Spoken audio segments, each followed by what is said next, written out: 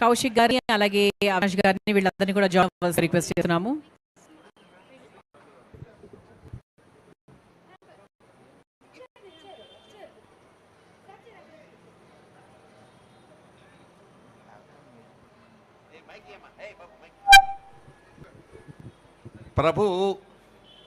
ప్రభువుని గురించి మాట్లాడాలంటే సినిమా ఎప్పుడు ఎక్కడ ఏ సినిమా కాన్ఫరెన్స్ ఏ మీటింగ్ జరిగినా కూడా సినిమాకు సంబంధించి ప్రభు అక్కడ ఉంటాడు. అందులో అతను చాలా డెడికేటెడ్గా పనిచేస్తూ ఒక్కోసారి వివాదాలకు కూడా లోన్ అవుతూ ఉంటాడు ప్రభు.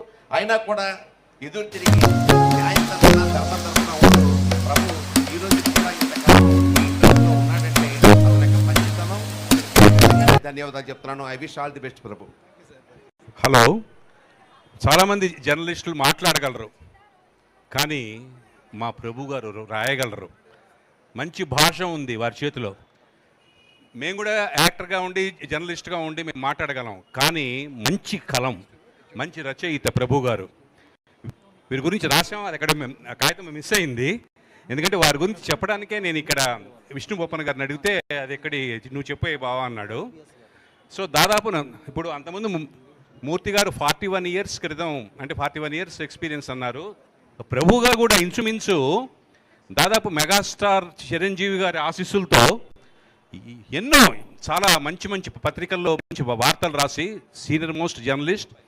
మాట్లాడటమే కాదు, రాయటం కూడా చాలా గొప్ప ఆయన రచయిత, దర్శకులు. ఒక సినిమా కూడా డైరెక్ట్ చేశారు. అది చెప్పడానికే ఇవాళ ప్రభు గారి గురించి మనం చెప్పలేం. ఆయన ఎక్స్పీరియన్స్, ఆయన అనుభవం, ఇవాళ ఈ అవార్డు తీసుకోవటం ఆయన గురువు. యాక్చువల్గా నా భాష కూడా నాకు నేర్పాడు, ఎట్లా రాయాలి, ఎట్లా సెంటెన్స్ ప్రిపేర్ చేయాలి. ఒక వార్త రాసేటప్పుడు మా జర్నలిజం స్కూల్లో నేను స్కూల్లో రాసే ఇది జర్నలిజం స్కూల్లో జర్నలిజం నేర్చుకున్నాను. అప్పుడు భాష ఎలా రాయాలి, ఒక సెంటెన్స్ ఎట్లా ఫార్మేట్ చేయాలి అనేది ఈ ప్రభు గారికి తెలిసినంత ఎక్స్పీరియన్సు ఇవాళ చాలామంది కూడా మనం నేర్చుకోవాల్సిన అవసరం ఉంది. ఆయన మాట్లాడే ప్రతి భాష కూడా, అక్షరం కూడా ఎంతో వైవిధ్యంతో, ఎంతో విజ్ఞానవంతంతో కూడుకొని ఉంది. ఇవాళ మీరు ఈ అవార్డు తీసుకున్నందుకు వీబీ ఎంటర్టైన్మెంట్స్ తరఫున ఒక ఆర్గనైజర్గా ఈ విషయం నేను అందరికీ చెప్పదలుచుకున్నాను. You are my guru. ఇవాళ you are the role model of the coming journalist. So thank you sir, thank you very much guruji. Very inspirational.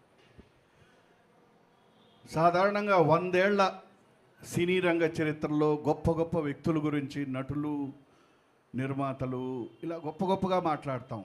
కానీ 100 ఏళ్ల సినీ జర్నలిస్ట్ చరిత్రలో మనం కానీ ఒక బుక్ రాస్తే డెఫినెట్గా గొప్ప వ్యక్తుల్లో ఒక ఎథికల్ జర్నలిస్ట్గా ప్రభు గారి పేరు మాత్రం తప్పనిసరిగా ఫిల్మ్ జర్నలిస్టుల్లో ఉంటుంది. మిగతా జర్నలిస్టులు అందరూ ఇక్కడ వేదిక ముందు ఎంతో గొప్ప జర్నలిస్టులు ఉన్నారు. వారి గురించి తర్వాత మా ఉపన్యాసంలో మాట్లాడతాను. నాకు తెలిసినంత వరకు ఆనాటి నుండి ఈనాటి వరకు ఫిల్మ్ ఇండస్ట్రీలో సామాజిక చైతన్యం కోసం కానివ్వండి, ఒక అన్యాయాన్ని ప్రశ్నించటం కానివ్వండి, ఏదైనా ఒక విషయం ఉంటే ఎంత పెద్ద హీరో అయినా ఎటువంటి భయం లేకుండా నిజాన్ని నిగ్గుదీసి తను అడగగలిగిన ధైర్యవంతుడు. అలాగే కుళ్ళుతున్న ఏ కుష్టు వ్యవస్థనైనా కూకటేళ్లతో పెకలించగలిగిన వ్యక్తి. మీరు మీ సిద్ధాంతాలు కలకాలం అలాగే మీ జర్నలిస్టు వ్యవస్థ ఉన్నంత వరకు, మీరు జర్నలిస్టుగా ఉన్నంత వరకు అదే సిద్ధాంతంతో ఉండాలని, ఎప్పుడు నిజం కంటే గొప్పది, అగ్ని కంటే గొప్పది నిజం, ఆ నిజాన్ని నిర్భయంగా రాయటం, చెప్పటం చాలా గొప్ప విషయం. చాలా హార్టీ కంగ్రాచులేషన్స్, మా విప్లవాభివందనాలు. Thank you all. అందరికీ శుభ సాయంత్రం. ఈ రోజున నాకు best digital media journalist award ఇస్తూ పెద్దలు అంబికా కృష్ణ గారు కానీ, మా తమ్ముడు జేఎల్ కానీ, రవి గారు కానీ మాట్లాడినటువంటి మాటలు మీ అందరూ విని అభినందించినటువంటి తీరు చాలా ఆనందంగా ఉంది. చిత్ర పరిశ్రమతో నా అనుబంధం 38 సంవత్సరాలు. అసిస్టెంట్ డైరెక్టర్గా మా చిత్ర దర్శకులు కీర్తికరం మా దర్శకరత్న డాక్టర్ దాస నారాయణరావు గారి దగ్గర అసిస్టెంట్ డైరెక్టర్గా కెరీర్ స్టార్ట్ చేసిన నేను తర్వాత ఫిలిం జర్నలిజంలోకి వచ్చిన తర్వాత 36 ఏళ్ళుగా సినిమా ఇండస్ట్రీతో ఒక చక్కని అనుబంధాన్ని ప్రతి ఒక్కళ్ళకి కుటుంబ సభ్యుడు ప్రభు మా కుటుంబ సభ్యుడు అనిపించుకునేటువంటి అనుబంధాన్ని, ఆత్మీయతను, ప్రేమను పంచుకోగలిగాను. దానికి కారణం నా అక్షరం అనేటువంటి స్వరం లేని నా అదృష్టం ఏంటంటే ప్రింట్ చేయగలిగాను, డిజిటల్ మీడియాలో చేయగలిగాను, at the same time YouTube చేయగలిగాను, శాటిలైట్ ఛానల్స్లో.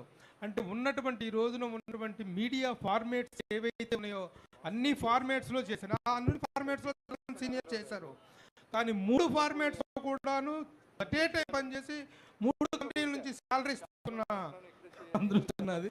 ఎందుకంటే నేను HMTVలో పనిచేశాను, అట్ ద సేమ్ టైం సినీగోయర్.com అనే దాంట్లో పనిచేశాను, at the same time film trade guide అనే పత్రిక.